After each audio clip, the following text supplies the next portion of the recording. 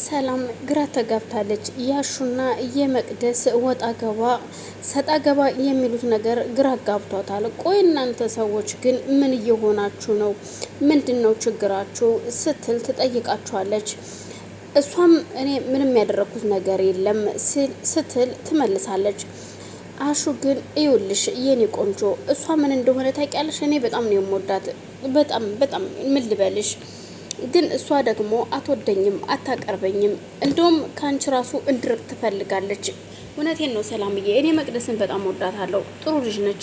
ግን ለምን እንደሆነ አላቅም እሷ አልወደደችኝም ሲል እሱም ነገሮችን እያያይዛል።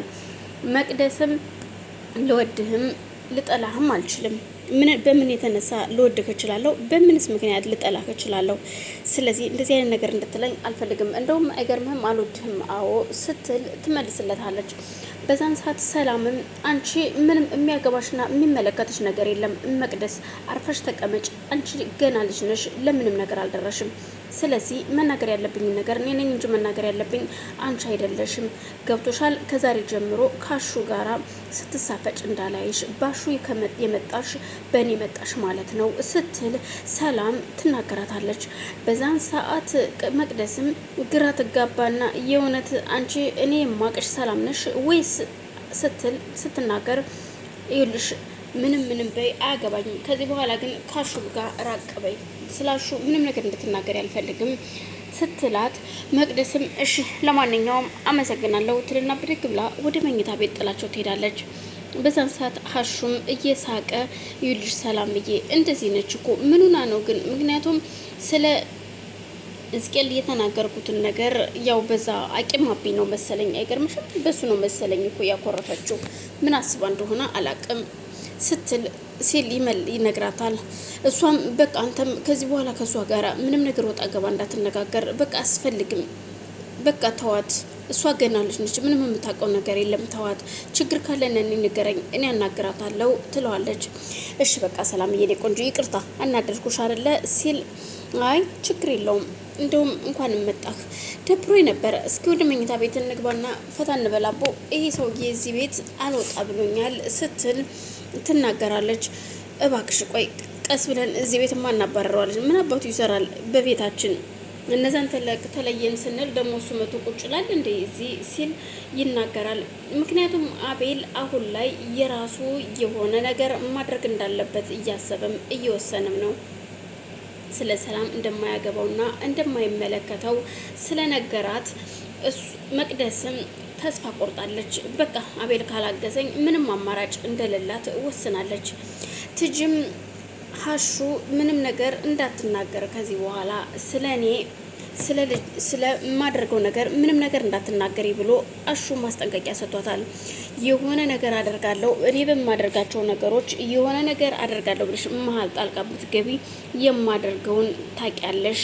እናትሽን ማጣት ከፈለግሽ ደግሞ ካልፈለግሽ እዚህ ውስጥ አትገቢም ይላታል።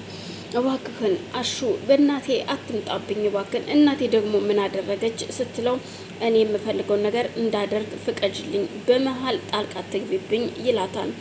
እሺ እኔ እኮ ይኸውልህ አሹ አቤል ምንም ያጠፋው ነገር የለም። ሲቀጥል ደግሞ ይሄ ገና ያልተወለደ ሕፃን ምን አጠፋ ብዬ እኮ ነው። ምን አጥፍቶ ነው በምን እዳውን ይሄ ልጅ የሚገደለው ስትል ትናገራል። አንቺን የሚያገባሽና የሚመለከትሽ ነገር የለም፣ ስለ አቤል ልጅ አያገባሽም፣ እንኳን የአቤል ልጅ ስለ ሰላም አይመለከትሽም ይላታል።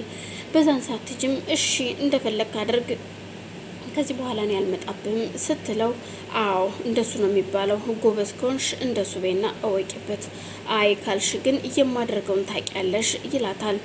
እሱ አቤልን መበቀል አቤልን ምክንያቱም በብዙ ነገር ስለሚበልጠው አቤልን መጉዳትና ማሳዘን እሱ የህልሙ ፍጻሜ ነው። ምክንያቱም የአቤልን ልጅ ከገደልኩኝ ሰላምም ታዝናለች፣ አቤልም ልጅ አይኖረውም ብሎ ስላሰበ ነው። እናም ግን ነገሮች ይሳካሉ አይሳኩም፣ እሱን በጊዜ ሂደት የምናይ ይሆናል። ለማንኛውም ቆይ እስኪ ልግባና ምን እንደምትፈልግ ልጠይቃት። አሁን ሰላምን ትኩስ ነገር ስትፈልግ ቡና ወይም ሻይ ከሆነ ለኔ ይመቸኛል። የኔ ፍቅር እኔ ያዘጋጀሁልሽ እኮ ብዬ በደንብ አዘገጃጅቼ ወስጄ እሰጣታለሁኝ። ከዛም ስራ ይሰራል ማለት ነው። ያሰብኩት ሁሉ ይሳካል።